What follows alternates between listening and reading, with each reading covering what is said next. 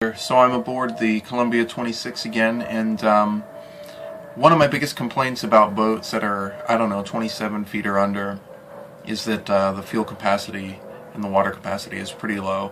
If you're going to be doing any sort of, I wouldn't say offshore, but maybe some coastal cruising, or, you know, like me in Puget Sound, there's a lot of places to go and islands to see, and you could spend some time out there. One of the biggest issues is running out of gas. It's happened to me once, and it's no fun, because when you're out of gas and there's no wind, and or you're not pointing in the right direction because the point of sail's not working in your favor, you can kind of be in a situation where you might have to drop anchor and sit and wait or something. And dropping anchor without your motor to tug it backwards and set it is, well, obviously a problem.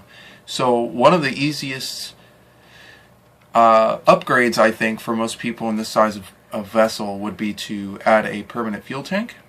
You know, I've had those ugly little red cans, 6-gallon cans, on my boat for about a year or so, and they just don't work. You know, if you're on a sailboat and you're heeling over in 25 degrees or so, and the thing's, you know, temporarily mounted somewhere on a piece of wood underneath, you know, the hatches, the lazarettes in the back, it falls over, gas goes everywhere, it stinks. It's just a nightmare to deal with, and I think one of the wisest decisions I ever made was to put a permanent fuel cell in my boat anyway. I just want to give you a quick tour of that. So this is the Columbia, and we're going to go outside and check it out. Put all this stuff aside here. Now, this is kind of a tight fit, obviously. I'm going to go ahead and show you guys the inside of this. It's a bit dark, so bear with me. How well you can see in the belly of the beast, but this is pretty much it.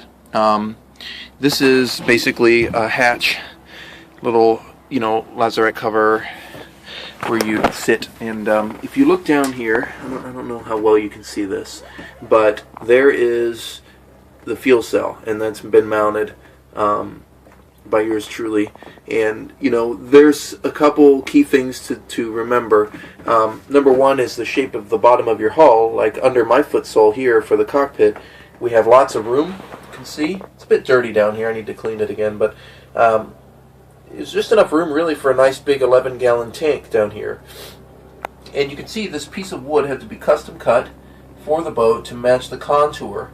We also put little scuppers in it so water can drain down, and we also put some slots in it for any sort of ratchet straps configuration that we wanted to do, or that I wanted to do. Anyway, basically, there's two fiberglass blocks, and you probably can't see them, but they're behind this little plank of wood.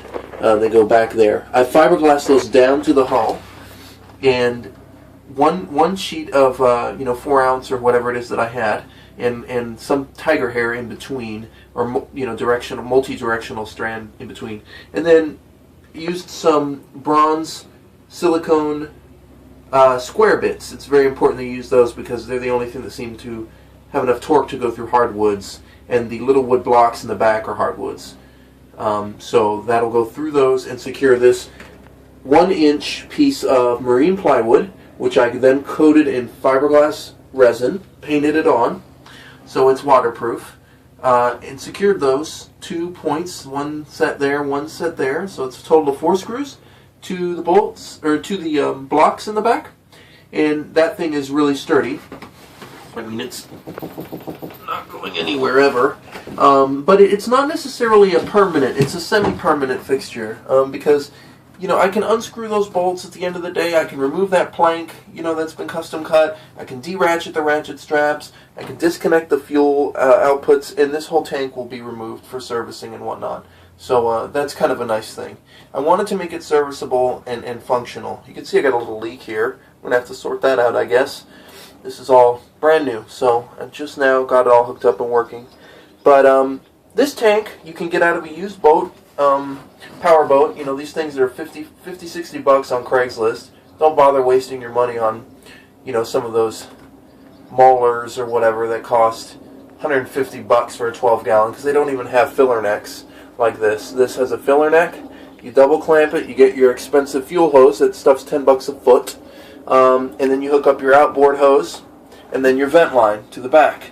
Vent line goes out the transom.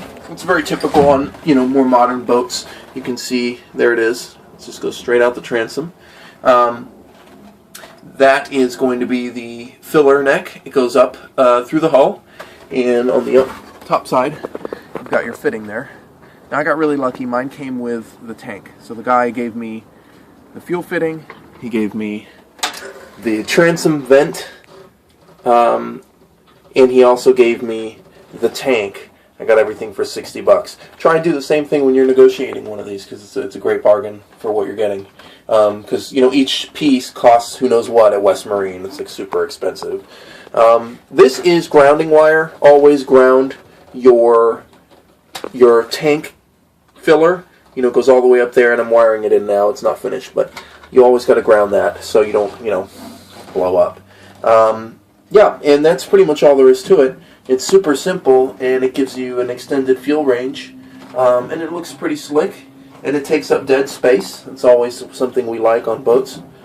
Anyway, hope you like that. That's just a quick tip on how to install your own fuel cell.